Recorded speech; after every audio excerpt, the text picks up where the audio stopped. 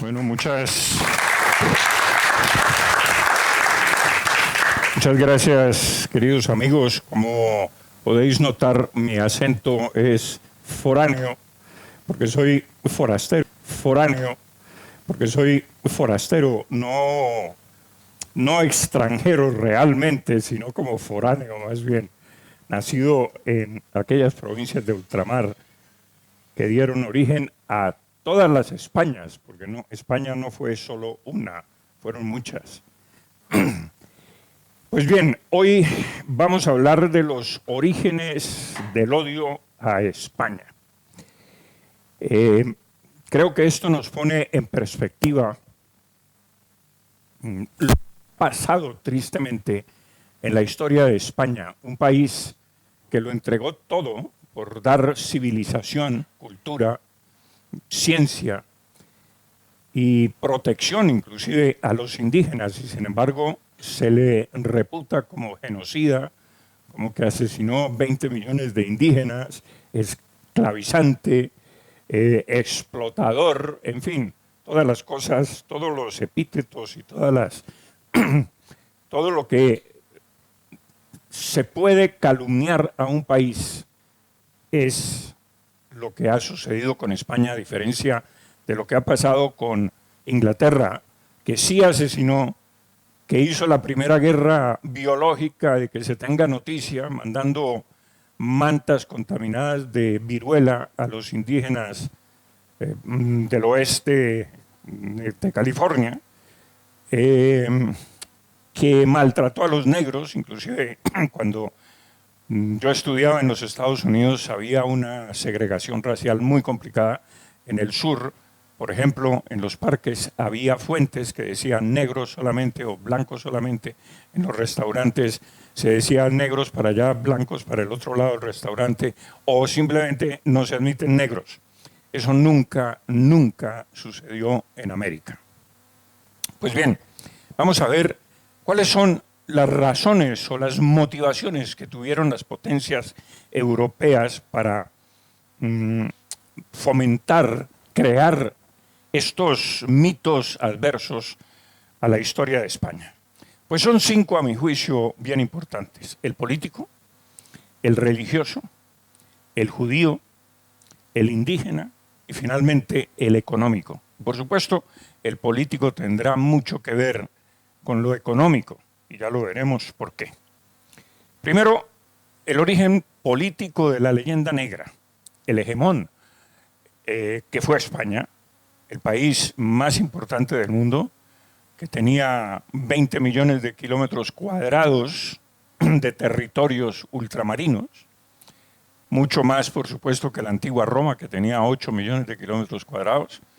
España le dio la redondez al mundo, esencialmente. Si no, tendríamos un mundo plano todavía, pero esencialmente España le dio la redondez al mundo con el Cano. Las guerras contra Francia, Italia, contra el Papa Clemente VIII, la Liga de Esmacalda, el racismo europeo, por supuesto, tiene que ver en esta política, porque cuando los reyes católicos permitieron a los españoles casarse con indígenas, las potencias europeas protestaron porque eso no era posible, entre otras cosas que los indígenas no tenían alma, en fin, eran como animalitos, y casarse con animales pues era muy complicado. Y allí comenzó también la leyenda negra contra España. Y esa unidad europea que fomentó Carlos V, que fue el primer globalizador de que se tenga noticia, claro, la rebelión holandesa, y la enemiga secular de España, Inglaterra. Todo esto por los logros políticos. ¿Y cuáles son esos logros políticos bien importantes? Primero, la ley. Segundo, la justicia, que traslada la ley y la justicia a la América y a todo el resto de posesiones españolas en el mundo. Y la representación pública que con eso iba. Y ya veremos por qué. Miren ustedes, por ejemplo, la ley y la justicia. que finalmente esto es lo que da suficiente estabilidad en América para que haya un progreso económico como nunca América lo conoció y que todavía no lo conoce. La ley, que se basaba en doctrina, en las costumbres y en la creación de algo que los españoles llamaron creación jurídica ejemplar. El cabildo, que trasladó a América, que era, en cuanto a la ley, la primera instancia podía recurrir para un tema legal y jurídico. La Real Audiencia, que era la segunda instancia. La tercera instancia era el Consejo de Indias. Y la última instancia, finalmente, era el rey, a quien se le podía pedir o suplicar perdón o que fallara en justicia. Claro, la Real Audiencia estaba formada por oidores, que entre otras cosas, los oidores, que muchos de ellos eran de origen local, ya nuevas generaciones, no se podían casar dentro de su jurisdicción para evitar la corrupción por el entronque familiar dentro de su ámbito jurisdiccional, etc. O sea que había ciertos equilibrios dentro de la administración de justicia y la administración real. El cabildo era un pequeño parlamento, tenía funciones judiciales. La Real Audiencia era el poder ejecutivo realmente, que tenía también funciones judiciales dentro del poder ejecutivo, pero era un poder equilibrante, esencialmente. En Inglaterra, miren ustedes el contraste en aquella época, y estamos hablando de 1700, 1800. La Cámara Alta era hereditaria. La Cámara Baja solo votaban los rentistas, que era el 1% de la población. En Francia, después de la calamitosa sublevación, decapitación de los reyes y el establecimiento de la República Francesa, después de una sangría inconmensurable y un horror, lo sabemos por la historia, se llama la época del terror, solo votaba el 0,0025% de la población. ¿Qué ocurría en los cabildos americanos?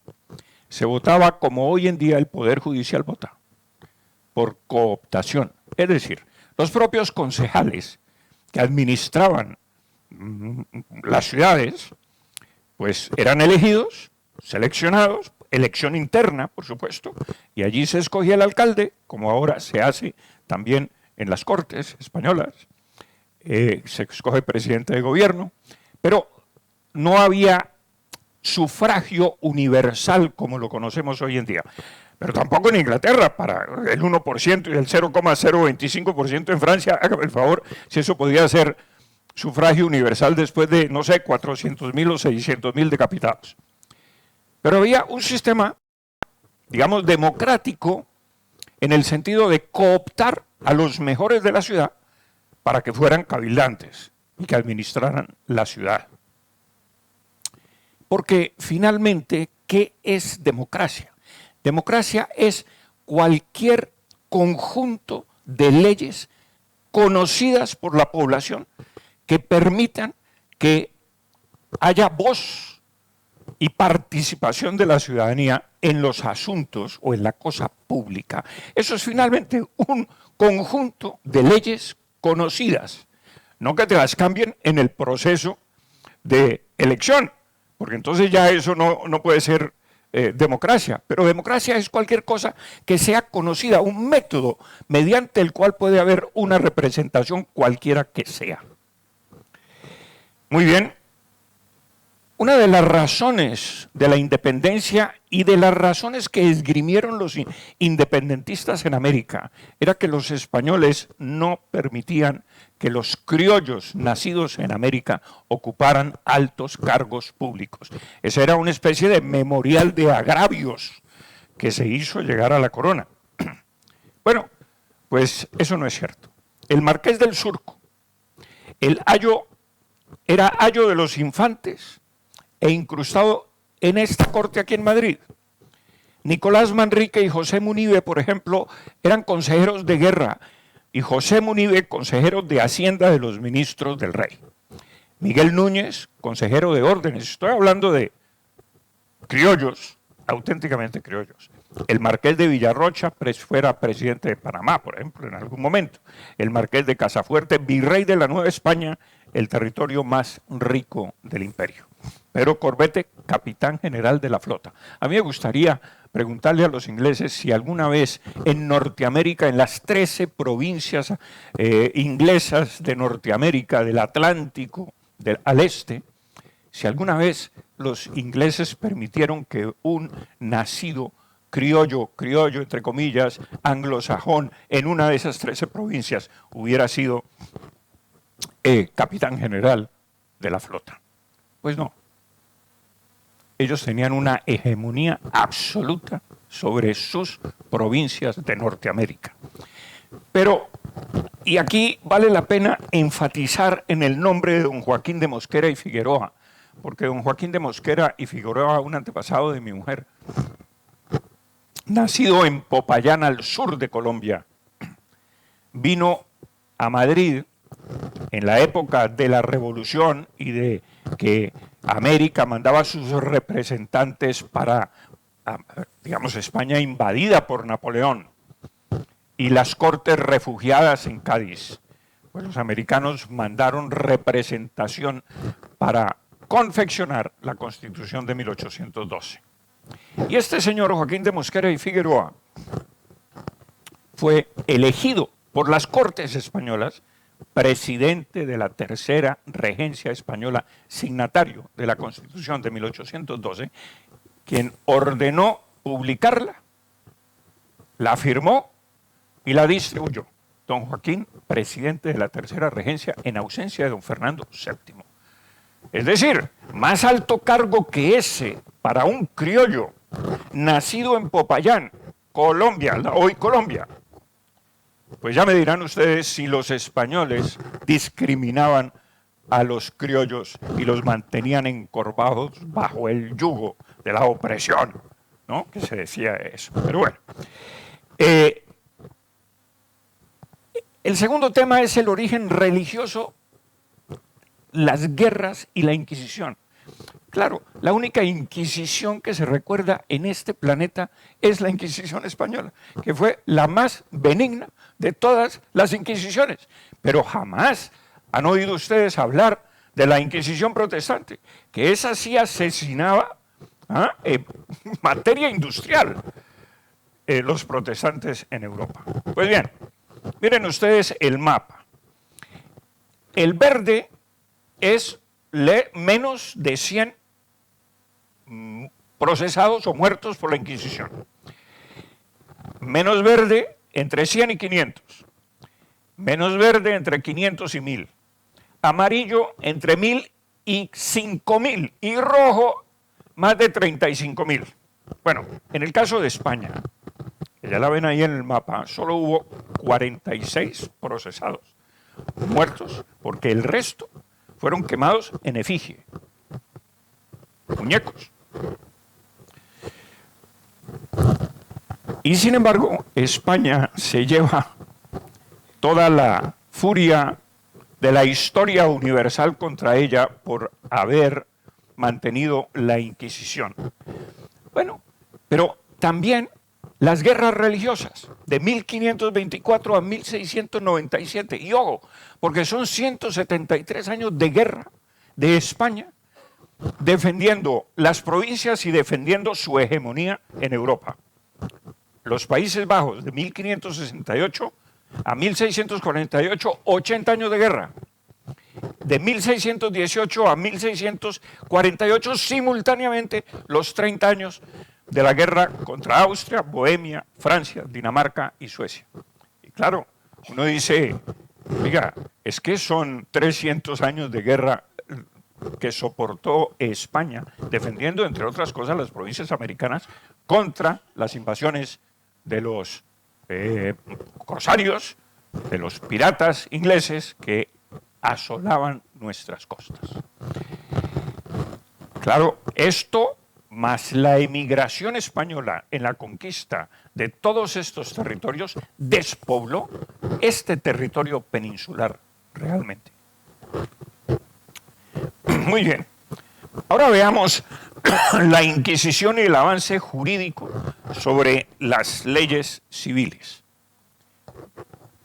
Y contrastemos el sistema de la Inquisición contra el sistema jurídico laico. La justicia ordinaria era mucho más severa que la justicia de la Inquisición porque podías arrepentirte y te soltaban, digamos, de la herejía o de la brujería o de algunas cosas que se hicieran contra la religión. La Inquisición católica permitía al reo reparar y arrepentirse. El Santo Oficio podía conmutar la pena de muerte por penas canónicas. Abolió azotes para las mujeres y prófugos de las cárceles. Suprimió la argolla para las mujeres. Modificó las galeras perpetuas por la condena a 5 años de galeras. La justicia civil era mucho más severa. Abolió el tormento antes que los tribunales civiles. La tortura no fue inventada por la Inquisición, existía en los tribunales civiles. Prohibió tortura para las mujeres que estaban criando, para los ancianos y los herejes menores. Perdonó las penas o perdonaba las penas a causa de la edad, de la ignorancia, de la embriaguez o de la pobreza. Y los indígenas nunca, señores, nunca fueron juzgados por la Inquisición, por mucho que regresaran a sus prácticas ancestrales de adoración a los ídolos, a las sombras, a las rocas, a los árboles, a toda la adoración que tenían. Ahora miremos en cifras esto. La católica, en 250 años, en toda América fueron ejecutadas 100 personas. En Cartagena de Indias solo fueron ejecutadas 5 personas en 3 siglos. En España fueron ejecutadas 46 personas de 125.000 procesos abiertos, o sea, el 0,0005%. Miremos a la protestante. En Alemania, 10.000 personas en 10 años. En Europa, 50.000 personas de 100.000 procesos abiertos, o sea, el 50%. Y sin embargo, España es la que lleva el fardo a cuestas de la Inquisición. La Inquisición nunca tuvo jurisdicción de muerte. Los culpables se entregaban a las autoridades civiles. Jamás papa alguno nombró inquisidores, era una potestad real. Alejandro VI nombraba obispos para revisar sentencias y debido proceso. El Santo Oficio nunca estuvo sometido al poder político como sí estuvo la Inquisición protestante. La Inquisición protestante era un brazo armado del poder político en Europa, menos en España. La Inquisición protestante nunca toleró el culto católico. La Iglesia sí toleró el culto protestante bajo ciertas limitaciones. Es decir, no se podía hacer propaganda abierta, se podía convertir a alguien al protestantismo, pero nada de hacer proselitismo y campañas para convertir en masa al catolicismo.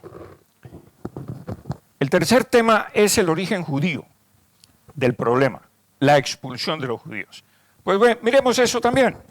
La expulsión en 1492 se expulsaron los judíos para consolidar el territorio español, también por ciertos problemas que hubo, falsos o verdaderos, de crucifixión de niños, de desecración de las hostias, en fin, de temas de esa naturaleza que ofendían el espíritu católico de ese entonces. Pero mire, en Inglaterra los judíos fueron expulsados en 1290 por Eduardo I. Pero no fueron expulsados por las razones de España, fueron expulsados porque la corona les debía dinero y había que robarse el dinero y expulsarlos para que no pudieran cobrarlo. En Francia, en 1306, 1321 y 1394 fueron expulsados los judíos antes que en España. En Alemania e Italia en el siglo XIV, en el siglo XVI. En Hungría en 1349, en Austria en 1421, en Lituania en 1445 y 1495, en Portugal 1497. ¿Quién ha oído hablar de la expulsión de los judíos de Portugal? Es solo la expulsión de los judíos de España. Bohemia y Moravia en 1744. Pero claro, España carga con el San Benito de haber expulsado a los judíos. Y el origen indígena de la leyenda negra, supuesto genocidio. Todos sabemos que todo esto fue iniciado por Las Casas, el libelo que publicó diciendo que los españoles que los indígenas eran masacrados en América. Hombre, que hubo excesos por algunos conquistadores, pero claro que los hubo. Pero no fue una política de la corona, nunca. Todo lo contrario, se les protegía a los indígenas de acuerdo con los edictos y el codicilo, inclusive de Isabel la Católica, que es la primera que establece los derechos humanos. No fueron las Naciones Unidas, fue Isabel la Católica. Pues bueno, miremos cómo se esclavizaron y quiénes son los sobrevivientes, porque cualquiera de ustedes que vaya a América va a ver a los indios, a los mestizos, andando por ahí, por las calles. En Norteamérica no se ven. Los indios están alcoholizados y están metidos en resguardos. Y en América se ven por todos lados. En la América hispana estoy hablando. Pues bien, miremos el esclavismo inglés, el francés y el español. En Francia, en las Antillas francesas, de 310.000 habitantes, el 77% era esclava. En Gran Bretaña, en las Antillas británicas, de 505.000 habitantes, el 84% eran esclavos. En Estados Unidos, en 5 estados de los Estados Unidos, de 1 millón de habitantes, el 70% eran esclavos. En España, en las Antillas españolas, el 11%. En Cuba, que era el sitio donde más esclavitud había, 29%. Y en México, el 0,02%. Estas son cifras, señores, irrefutables. España tenía el menor número de esclavos en comparación con el resto de potencias europeas, particularmente los holandeses, los franceses y los ingleses en América. Y resulta que los españoles eran los que maltrataban a los negros, los que los esclavizaban. Mire, los negros podían comprar su libertad dentro del régimen español. Hacían sus negocios, tenían sus parcelas, vendían sus productos, hacían artesanías y con eso iban amortizando lo que el amo había pagado por ellos.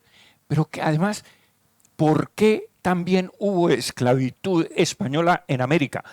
Por el Tratado de Utrecht, pero nadie se acuerda del Tratado de Utrecht, que le impuso a España recibir 144.000 negros y pagar por cada cabeza. ¿Y quiénes cazaban a los negros? Los portugueses y los ingleses en África. Y entonces, por medio del tratado para poder hacer la paz de 1713 y que se reconociera la legitimidad de Felipe V y suspender la guerra, finalmente España tuvo que aceptar recoger esa cantidad de negros. Pero es que España era la esclavista y no las potencias europeas. Muy bien. La imposibilidad, exterminaron los españoles 20 millones de indios, por favor. En primer lugar, 20 millones de indios nunca hubo en América. Nunca. Si había 3 millones, es echarle por copas. Pero miren ustedes los datos.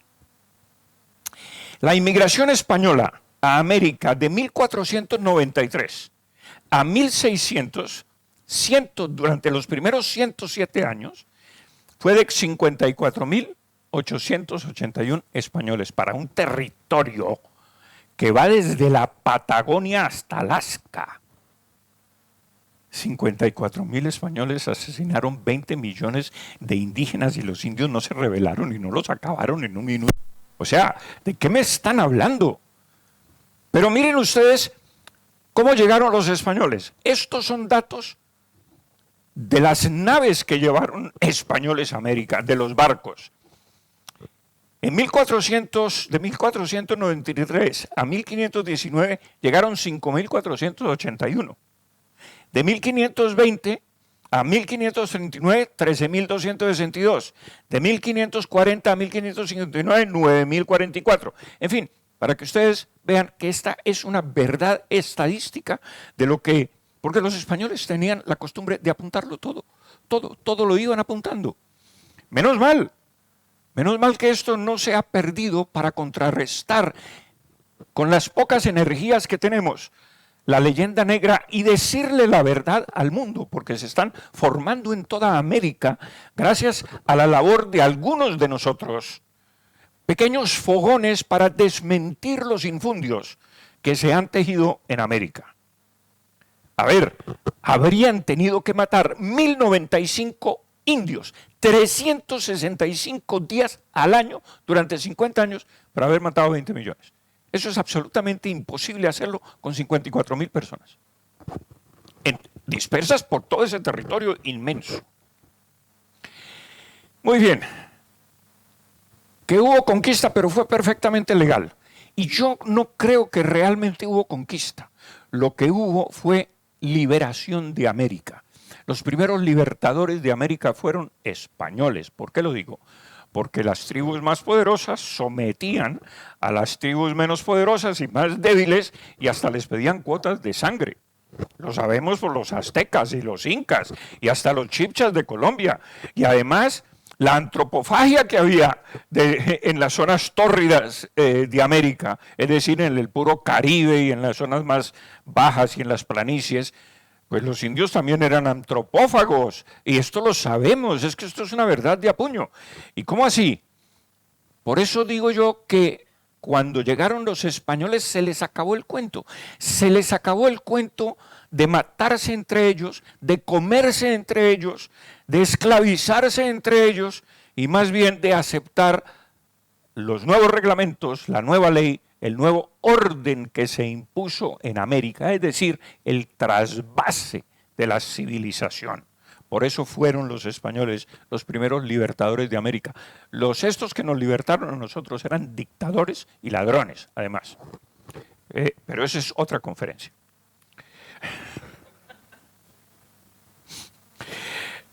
Bueno, el codicilo de Isabel la Católica: suplico al rey mi señor muy afectuosamente que respeten, que los indios no reciban agravio alguno en sus personas ni bienes, sino que manden que sean bien y justamente tratados.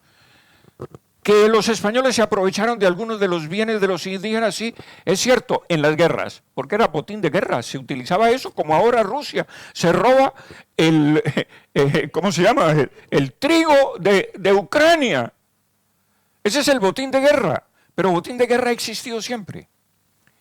Pero mientras hubo paz, no hubo robo, porque eso se castigaba por la ley, porque había llegado la civilización.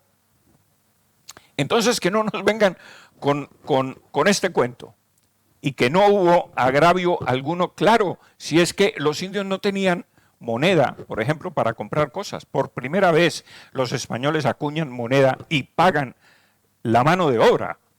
Antes había trueque en América. Muy bien. Surgen los derechos humanos, no por las Naciones Unidas, sino por la preclara reina que tuvo este país. Pero algo bien importante es que por primera vez en la historia, un país conquistador se pregunta si tiene derecho a conquistar esas tierras. Y para la conquista, la detiene 6 años. Y hay un debate entre fuerzas opuestas. Es decir, el poder se sometía a la filosofía moral. Es la primera vez en la historia que ocurre un fenómeno de estos. Entonces, por eso digo yo que no hubo conquista, sino pacificación y acción civilizadora e incorporación de pleno derecho a esos territorios americanos. Bueno, Francisco de Vitoria zanjó la disputa con 3 digamos, preguntas o respuestas fundamentales más bien, de que el mar es libre, luego es justo que los españoles lo puedan cruzar. Segundo, los indios tienen los mismos derechos porque ya se les habían otorgado los mismos derechos que los españoles. Y C, convertirlos a la fe también era un derecho, tanto de los indios para ser convertidos como de los españoles para convertir. Y todo este orden, señores, da origen a la mayor prosperidad que el mundo jamás conoció. Y vamos a decir por qué. Era el real de 8, que era un peso fuerte, que es una moneda de plata de 3,35 gramos, que empezó a circular en Castilla y se regó por el mundo entero y era la moneda universal que todos los países y pueblos en el resto del planeta y en todo el planeta aceptaban como moneda única y moneda de pago. El real de A8. ¿Y qué hizo eso posible? Primero, las riquezas que se encontraron en América. El oro comenzó a ser una riqueza bien importante.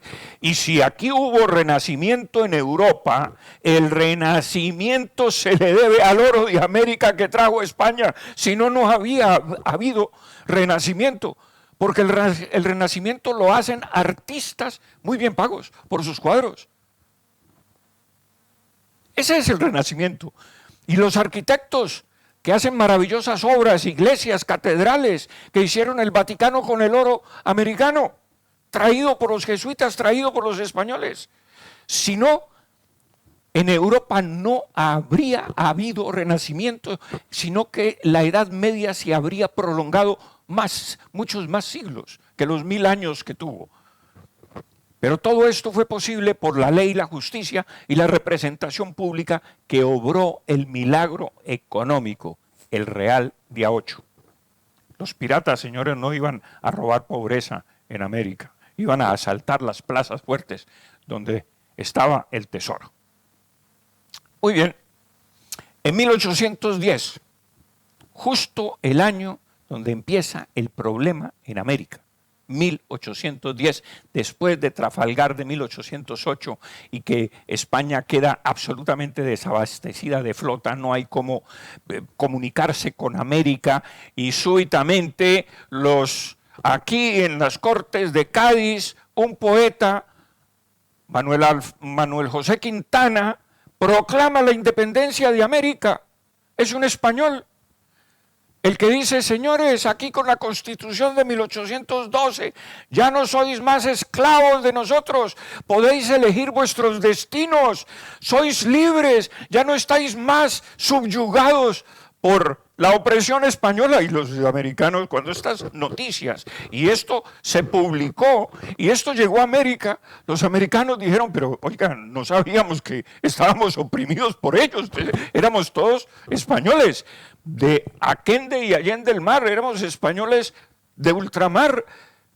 No sabíamos que estábamos en medio de la oscuridad y que los españoles nos negaban hasta las letras. O sea, y de buenas a primeras como que América pierde la inocencia y dice, o sea que ahora también vienen a libertarnos. No, pues hagámoslo nosotros por nuestra propia mano. Muy bien. Y claro, España había establecido en aquel tiempo lo que hoy conocemos como el situado fiscal. Las provincias más ricas ayudaban a las más pobres, no todo venía para España, solo el 55% de impuestos. Aquí también se distribuían en la península y en América, por ejemplo, Colombia, la Nueva Granada entonces, ayudaba a Chile, le mandaba el situado fiscal, parte del situado fiscal a Chile y al norte de México, y así entre todos los países se ayudaban las regiones más pobres, ayudadas por las más ricas. Muy bien, pero veamos qué dicen los ingleses, porque una cosa es lo que yo diga y otra cosa es lo que digan los ingleses de América. El Morning Post de Londres decía a finales del siglo XIX, a España hay que vencerla en América y no en Europa. Y la riqueza real, sólida, sustancial, productiva de la América española está sobre el haz de la tierra, que es donde los británicos la cosecharán. Y cosecharla la hubieron. John Adair, militar estadounidense en 1804. México nos deslumbra, no esperemos más que la orden de marcha. Ah, pero claro, luego sí marcharon, porque tras la independencia se apoderaron de la mitad del territorio mexicano. Los ingleses habían calificado a Ciudad de México la ciudad más rica y espléndida del mundo. En América hubo primero alcantarillas que en Europa, para que ustedes lo sepan. El fraile Thomas Gage en 1677 compara la capital mexicana con Venecia y cree que es una de las más ricas y grandes del mundo, de casas hermosas y espaciosas, de calles muy anchas, porque en las más estrechas cabían 3 coches. Gage consideraba que de los 30,000 habitantes de esta ciudad, de México, por lo menos la mitad tenía coche, ya que por sus calles circulaban 15,000 coches. Lucas Alamán, historiador, dice: pocas veces en la historia de la humanidad podía contemplarse y disfrutarse tal lujo y comodidad como los existentes en México, cuyas monedas de oro y plata circulaban por todo el mundo, el real de A8. Bueno, esa era la casa del Marqués de Torretagle. Ah, pero el Marqués de Torretagle era criollo, y luego rebelde, luego revolucionario. Murió en el Callao, de hambre. Esta era la casita de él. Ah, pero los criollos estaban discriminados. Y no tenían esto, por ejemplo. Esto es la esplendorosa Lima, un cuadro de Lima, de la época. Era una ciudad que competía perfectamente con México capital. Títulos nobiliarios. En Cuba, 48 condes, 51 marqueses, un duque y 4 de otra. México, 48, 52, 2. Perú, 52, 65, 401 títulos nobiliarios. ¿Y dónde estaba la discriminación contra los criollos? Estos eran títulos nobiliarios a criollos. Pues bien, proporciones de altos cargos en las Américas, porque el memorial de agravios que uno de los revolucionarios colombianos le manda al rey es que los españoles no permitían representación, que no permitían que los criollos tuvieran altos cargos públicos. Yo me he tomado el trabajo de mirar un poco ese tema y sacar unas estadísticas. En Manila, México y Santo Domingo, el 18% de los cargos públicos eran criollos, el 82% españoles. Pero en Quito, Lima, Charcas, Chile, Guadalajara y Lima, el 55% eran criollos y el 45% españoles. En Charcas, 68% criollos, 32% españoles. Y en el resto de las audiencias, 44% criollos, 56% españoles. En 1789, año de la Revolución Francesa, no había un solo peninsular español de esta península en el Cabildo de Santa Fe de Bogotá. Y desde 1750 hubo mayoría criolla en la Real Audiencia de la Nueva Granada. Claro, uno se pregunta, ¿y por qué entonces se tejen tantas mentiras sobre el imperio español? ¿Por qué ahora aquí lo oímos del gobierno, de algunas personas del gobierno diciendo que claro, que qué horror la conquista, que qué horror lo que hicieron los españoles por allá? Pero esto es un problema ideológico, esto no es un problema de estadística ni de veracidad histórica. ¿Y qué decía el barón de Humboldt, que no tenía ninguna simpatía por España? Alemán. Y que recorrió toda América y además que había mucha más seguridad en los caminos de América que en los caminos de Europa. Es decir, menos probabilidades en América que lo atracaran a uno en una carretera a que lo atracaran a uno en una carretera europea. que el nivel de vida de los indios bajo el régimen español era superior al de los campesinos europeos. Ah, pero claro, es que los españoles tenían un truco, y es que los resguardos indígenas y los territorios indígenas no podían proporcionar más del 20% de su mano de obra a los criollos, tanto criollos como españoles, de las provincias españolas en América. Y claro, proporcionar el 20%, cuando tú tenías necesidad de mano de obra para cultivar y para ganados y para eso y para lo otro, pues mantenía los sueldos de los indígenas altos. ¿Y cuándo se vinieron al suelo los sueldos de los indígenas? Ah, en la República, en el grito de independencia, porque el primer decreto de independencia en la Nueva Granada, el primero, es saquemos a remate las tierras de los indígenas, porque ya somos iguales, ellos no tienen por qué tener privilegios. Ahora es la igualdad. Y como hay igualdad, entonces rematemos sus tierras y que trabajen como el resto de blancos.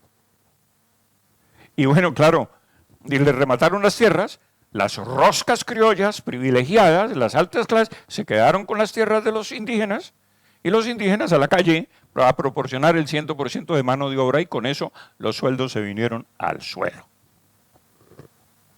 Y desde entonces. Muy bien. Y dice Humboldt, su estado es muy preferible al del campesino en gran parte de la Europa septentrional. Y miren ustedes, compara los salarios del campo en México con los que se pagaban en Bengala, allá en la India, en manos de los ingleses y otros países. Dice, por ejemplo, si en México se pagaba el 100%, en Bengala se pagaba el 20% de lo que en México valía 100%. Con lo cual se nota que un campesino mexicano bajo los españoles cobraba 5 veces más que un campesino de la India bajo los ingleses.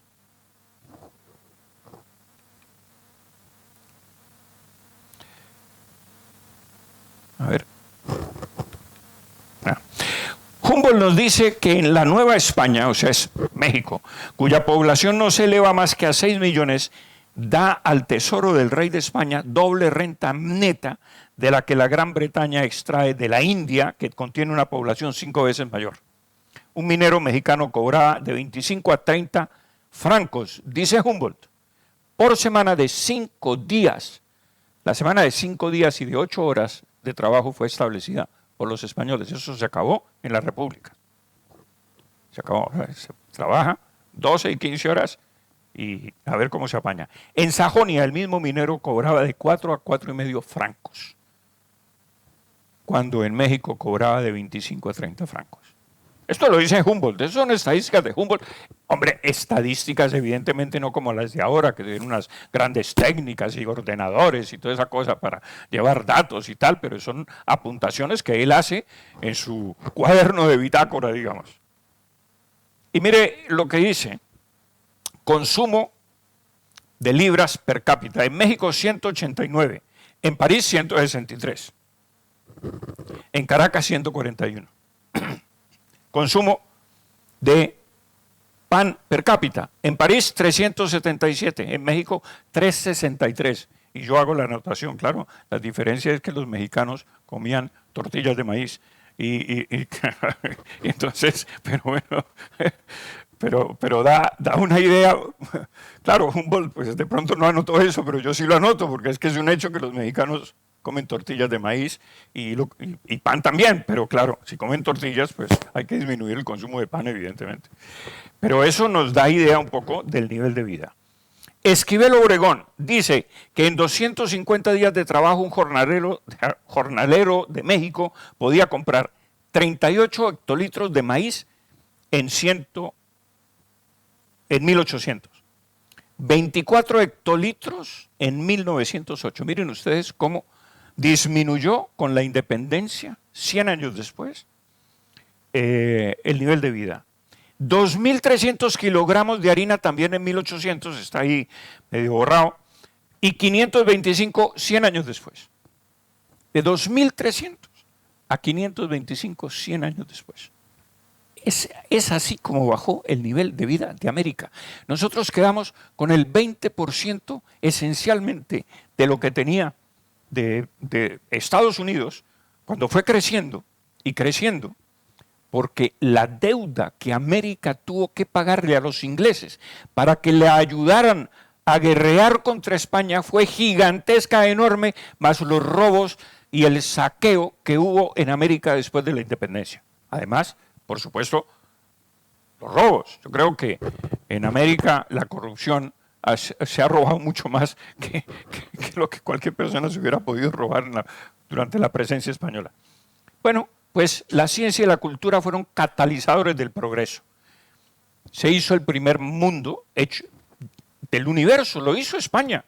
La primera geografía de América la hizo España, las primeras escuelas para indios, las primeras imprentas, libros, cartografías, diccionarios de lenguas indígenas, para que ahora digan que las lenguas se exterminaron por, digamos, imposición lingüística de España con el español, digamos, con el castellano. Pues eso es mentira. Lo que pasa es que el castellano se ha impuesto por sí propio, por su fuerza, por su, no sé, su poder de comunicación, por su riqueza, en fin, por lo que ustedes quieran, pero se fue imponiendo no por la fuerza, sino por la propia costumbre, porque digamos, el comercio se hacía en español en el mundo entero. Y entonces eso se impone. No es necesario imponerlo en las escuelas como hoy se hace en alguna provincia española o en algunas 2 o 3 provincias españolas, que es a la fuerza que hay que aprender y desechar el idioma castellano, que es el idioma vehicular de 600 millones de habitantes. Eso es estar uno de espaldas a la historia realmente. Pues bien, en América del Norte el periódico solo apareció en 1704. En Alemania en 1615 y en Inglaterra en 1622, cuando las primeras imprentas se hicieron y sacaron periódicos en 1541 los españoles. Es decir, para que vean ustedes cómo España también imprimía y también tenía periódicos en América, cosa que se niega hoy en día. Y mucho antes que otros países europeos o potencias europeas. En 1543 las primeras escuelas industriales, libros en 12 lenguas indígenas, la primera partitura, señores, se escribió en México, de que se tenga noticia, se hizo en México. En 1579 la primera autopsia, un año antes de que se hiciera en Europa. En 1538 la primera universidad. Pregúntenle a los portugueses qué universidades fundaron en Brasil. Pregúntenle a los holandeses qué universidades fundaron en el este, en sus posesiones del este, de Asia. Pregúntenle a los ingleses en Norteamérica, si es que los españoles lo hicieron primero. Entonces, tenemos la cultura política, que es la creación del cabildo, la cultura jurídica, que es la promulgación de las 39 leyes de Indias, la cultura religiosa, construcción de catedrales y hasta también el trabajo de 8 horas diarios y de 5 días a la semana, que es la cultura del descanso.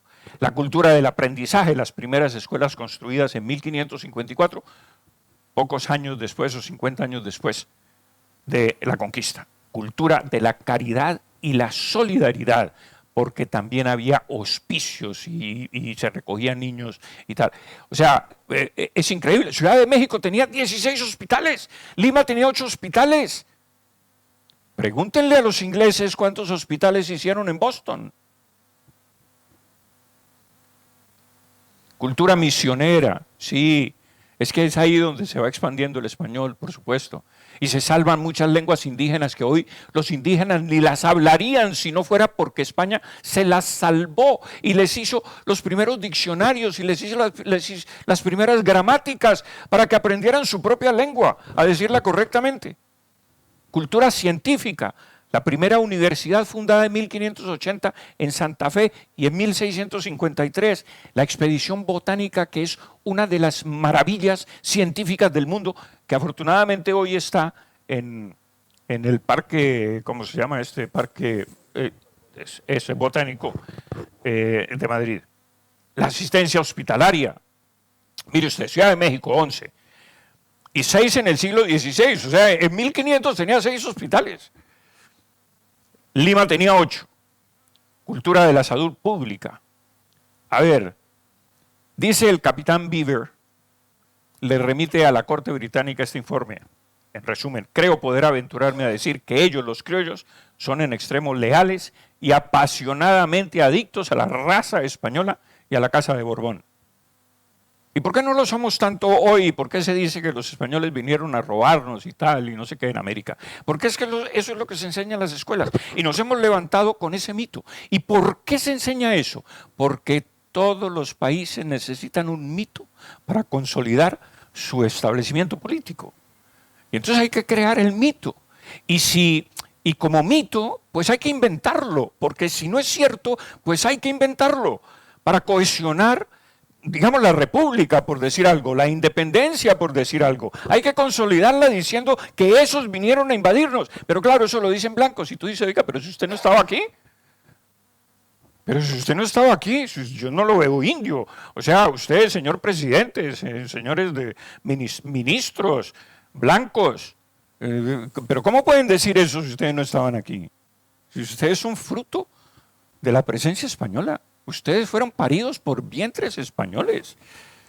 ¿Cómo pueden decir que vinieron ellos a conquistarnos? Ustedes nunca estuvieron aquí, antes. Pues bien, las conclusiones. El Morning Post de Londres dice, bueno, ya esto lo había leído, esto también lo había leído. Bueno, miren ustedes este dato, el ingreso per cápita de México había caído al 25% del de los Estados Unidos hacia 1908.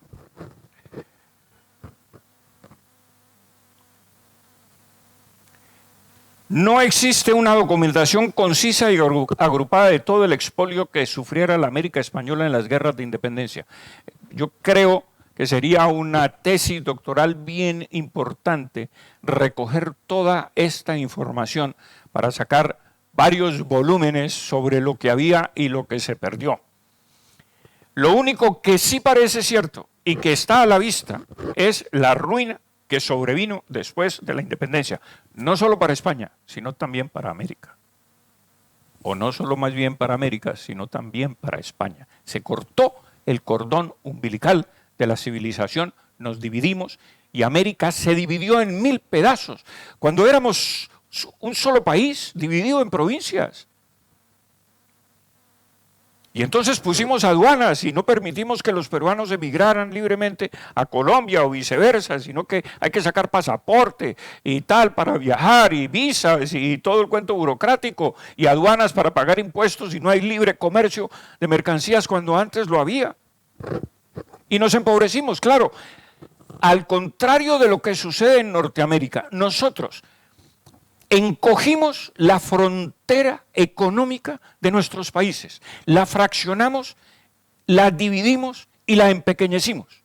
Los norteamericanos, con 13 provincias pequeñitas, la expandieron sobre el horizonte mexicano hasta el oeste de California, al oeste hasta California, y expandieron su frontera, no solamente política, sino económica, exactamente a la inversa de lo que hicimos nosotros. Y finalmente, las palabras de Bolívar antes de morir, que fue el gran libertador de 5 repúblicas, conciudadanos, me ruborizo al decirlo, la independencia es el único bien que hemos adquirido a costa de todos los demás. Qué pesar, pero ojalá algún día podamos unirnos como un gran país y regresar por nuestros fueros y volver a ser importantes en el panorama económico, político, mundial. Las potencias europeas, miren ustedes, Inglaterra no podía resistir que España fuera ese gran hegemón, ambicionó apoderarse de los territorios americanos y fíjense ustedes que todavía nos quieren mantener desunidos. Porque podrían imaginarse ustedes que ingresáramos toda América a la Unión Europea, el peso específico político de representación que tendríamos en el Parlamento Europeo, seríamos incontestables. O sea, esa unión no la quieren las potencias europeas de ninguna manera, porque tendríamos la única voz cantante y sonante en el Parlamento Europeo todos nosotros unidos. Por eso podemos decir, no tenemos nada de qué arrepentirnos, nada de qué pedir perdón, y por eso podemos gritar a una sola voz: ¡Viva España!